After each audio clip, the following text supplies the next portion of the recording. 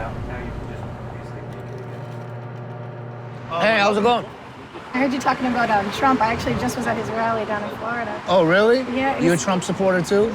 I'm a Trump supporter because I don't want Hillary. Uh-huh. She's definitely socialist. She's gonna try to take away our freedom of speech. It's like You a big think so? issue. I definitely know so. Oh, why? Or can I sit Yeah, down? sure. So Andrea just came by in the middle of the interview, and she wanted to stop by and tell us something. What were you telling me? My father, he's really big into, he studies and does research on what radical Islamic terrorists are doing in our country right now. Uh-huh.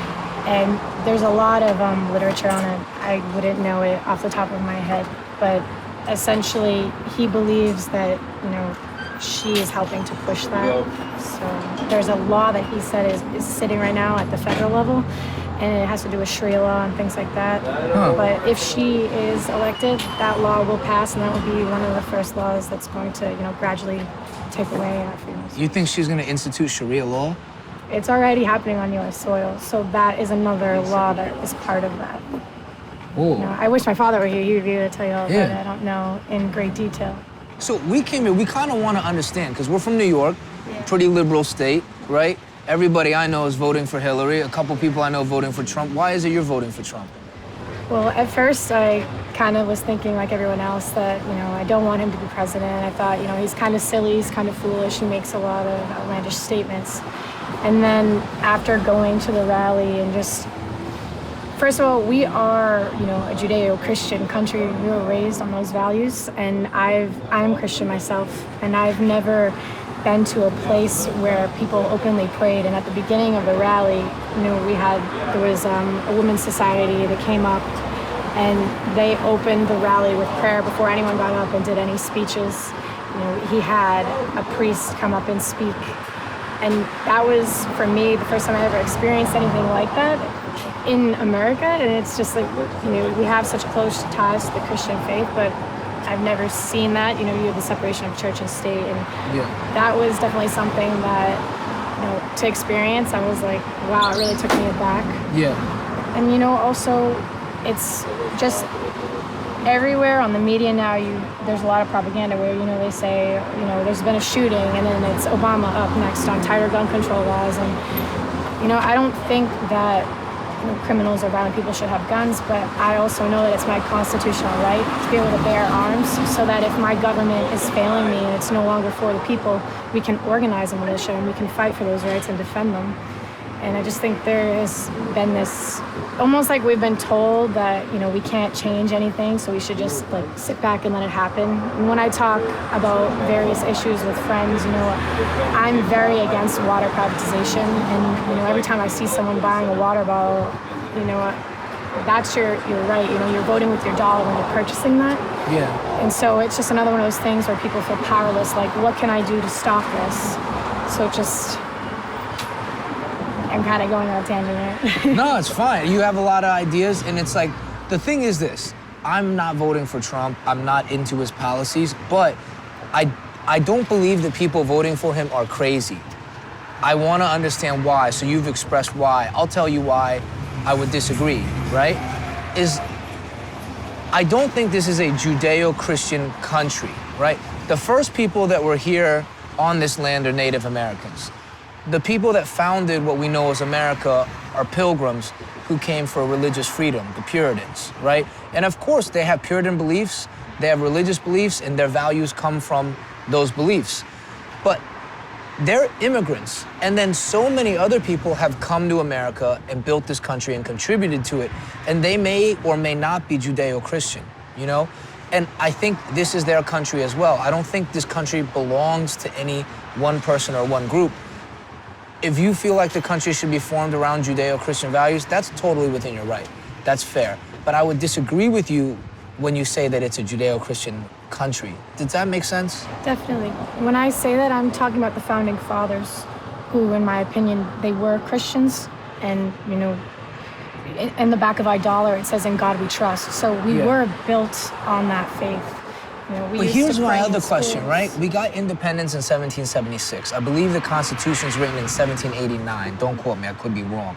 But when we talk about laws and we talk about America, we always go back this like almost 300 years, right? 200 some years. But if me and you were talking like even about making a roast beef sandwich, we wouldn't be like, well, this in 200 years ago, we made it that way and we should do it that way as well. Like there was no onion rolls back then. I don't think there was horseradish sauce or barbecue sauce. We didn't have sunglasses, right? Sunglasses really make it a lot nicer outside. So my thing is, why do you think it makes sense to always go 250 years back to decide what's going on in 2016? I can't really speak to that, but sticking to this issue between Hillary and Trump, I do think that it's important. I'm not that into Hillary either, by the way. But if you're not into her, though, essentially it's come down to the lesser of It's two lesser evils. of two evils. I like Bernie. I was a real big Bernie guy. He's socialist, though. He's, you know, But let me ask has you, so communist views. you know, you seem like a very nice person, but you think in labels, right? You're like Judeo-Christian and socialist. What do these things mean to you? What does socialist mean to you? Socialist means communist, essentially. But then what does that mean? Is that essentially bad? Communists are essentially bad? It's not that it's essentially bad, but we're supposed to be America. We're not supposed to be communists. And, you know, if you go back to the Hollywood 10, you know, if anyone thought you were communist, they'd be, you know, freaking out. And we've become very complacent with these kinds of things. And I think we're losing the core values that our country was founded on. And that we're going to lose something really special. I love America too. You know what I mean? And I think a lot of people would agree with you that they don't want to live in a quote-unquote socialist country or a communist country. You see visions of Cuba, you see visions of the USSR, and you know, it reminds you of Rocky IV, and that sounds terrible, right? But if you read like the economic policies, it's not like insidious or bad, it's just another idea, right? And the ideas of socialism are floors for how low people can drop in terms of their income, how high they can go in terms of income. There's more controls on the economy to create more competition or eliminate competition. You know, like, I think you really love this country and it means something to you, but I feel like you're trying to express it in ways that aren't necessarily encapsulating what America's about. To me, America's about freedom of thought, religion, ideas, identity, independence, and individualism. You know, like the Puritans came for religious freedom. And I think it was an incredible idea. After the War of 1812, you know, there were great writers like Emerson and Thoreau talking about individualism, transcendentalism. I think that is when America really peaked, like 1812. If you talk about and say America is this or that, you know, America started with the genocide of Native Americans. You know, this country in some ways is founded on genocide, but we wouldn't perpetuate that, right? That doesn't make sense. So, I don't know.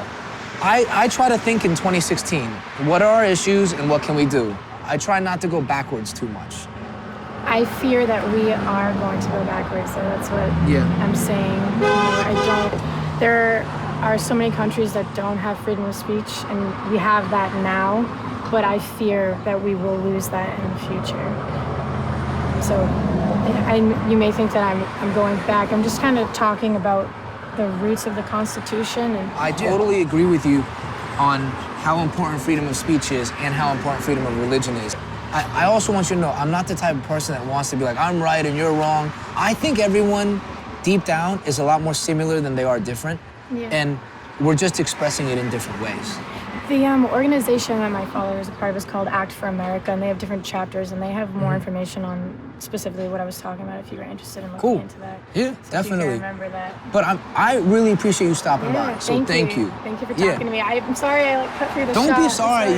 You know what? We love when people are enthusiastic about the show and their country. Yeah, my friend was sending me a picture. He's like, he's coming. You gotta find him, and I'm like, the odds of me finding you. You know? Yeah. Well, I hope you enjoyed being on the show. I do. Thank All you right. so much. Cool. God bless Take you. care. Have a good one. Yeah.